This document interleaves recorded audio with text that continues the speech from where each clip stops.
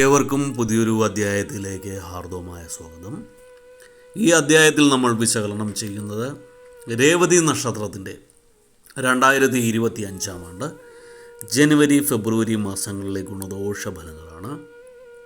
ഞാൻ ആദ്യമായി ഒന്ന് പറഞ്ഞോട്ടെ, ഇത് രേവതി നക്ഷത്രത്തിൽ പിറന്നവരുടെ പൊതുവായ ഫലമാണ് നമ്മളിവിടെ വിശകലനം ചെയ്യുന്നത്.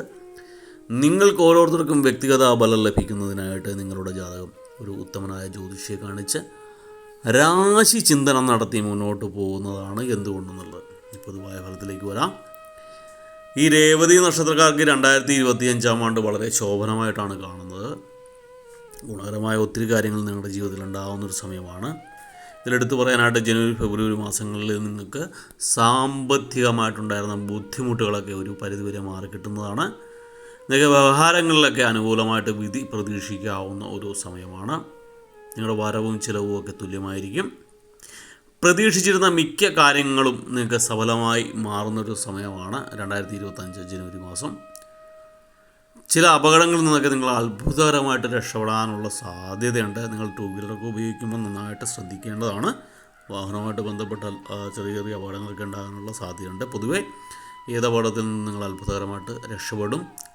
നിങ്ങളൊരു പരിധിവരെ കൂട്ടുചേർന്നുള്ള വ്യവഹാരങ്ങളിലോ ബിസിനസ്സിലോ ഒക്കെ വ്യവസായങ്ങളൊക്കെ ഒന്നും മാറി നിൽക്കേണ്ടതാണ്. അങ്ങനെ തുടങ്ങിയിട്ടില്ലെങ്കിൽ കുറച്ച് കാലം കഴിഞ്ഞിട്ട് തുടങ്ങിയാൽ മതി. കൂട്ടു ബിസിനസ്സൊക്കെ ദോഷകരമായിട്ട് മാറാനുള്ള സാധ്യതയുണ്ട്.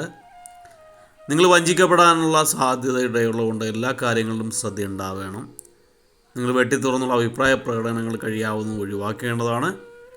നിങ്ങൾ പെട്ടെന്നെടുക്കുന്ന തീരുമാനങ്ങൾ ദോഷഫലങ്ങളായി മാറുന്നൊരവസ്ഥയുണ്ട്.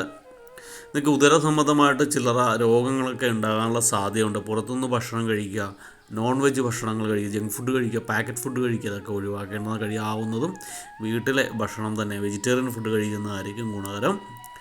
നിങ്ങൾക്ക് ജീവിതത്തിൽ ഉണ്ടായിരുന്ന ഒരു നഷ്ടബോധം സദാ മനസ്സിനെ അലട്ടിക്കൊണ്ടിരിക്കുന്നതാണ് ഈ ജനുവരി ഫെബ്രുവരി മാസത്തിൽ.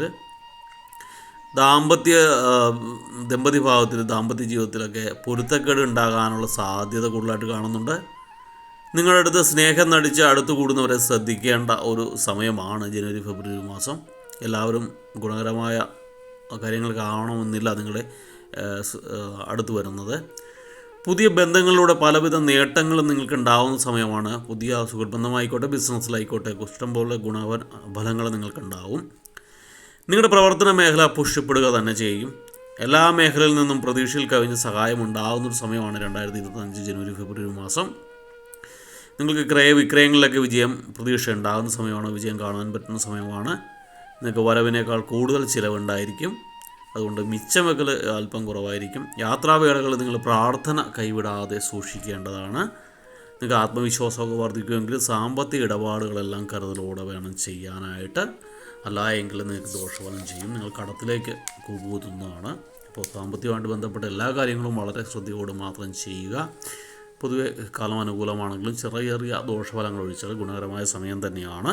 നിങ്ങളുടെ ഗുണഫലങ്ങളുടെ മാറ്റം വർദ്ധിപ്പിക്കാനായിട്ട് ശ്രീകൃഷ്ണ സ്വാമി ക്ഷേത്രത്തിൽ ബുധനാഴ്ചയോ വ്യാഴാഴ്ചയോ ദർശിക്കുന്നത് ഗുണകരമാണ്. ഭഗവാന് തുളസിമാല സമർപ്പിക്കുക. മഞ്ഞ വ്യാഴാഴ്ചയാണെങ്കിൽ മഹാവിഷ്ണു ക്ഷേത്രത്തിൽ മഞ്ഞ ഉടയാട സമർപ്പിക്കുക. ബുധനാഴ്ച ശ്രീകൃഷ്ണ സ്വാമി ക്ഷേത്രത്തിലാണെങ്കിൽ പച്ച നിറത്തിലുള്ള ഉടയാട ഭഗവാന് സമർപ്പിക്കുക. പാല് അഭിഷേകത്തിന് കൊടുക്കുകയൊക്കെ ചെയ്യുന്നത് ഒരു പരിധിവരെ ഗുണകരമാണ്. ഇത്രയൊക്കെ ചെയ്ത് കഴിഞ്ഞാൽ നിങ്ങൾക്ക് ഭഗവാന്റെ കാരണത്താൽ ദോഷഫലങ്ങളൊക്കെ ഒരു പരിധിവരെ കുറയും. എല്ലാവർക്കും വീഡിയോ ഇഷ്ടപ്പെട്ടു എന്ന് വിചാരിക്കുന്നു. വീഡിയോ ഇഷ്ടപ്പെട്ടാൽ ലൈക്ക് ചെയ്യുക. തുടർന്നുള്ള മാസങ്ങളിൽ വീഡിയോ കൃത്യമായി ലഭിക്കുന്നതിനായിട്ട് ചാനൽ സബ്സ്ക്രൈബ് ചെയ്തിട്ടില്ല എങ്കിൽ സബ്സ്ക്രൈബ് ചെയ്യുക.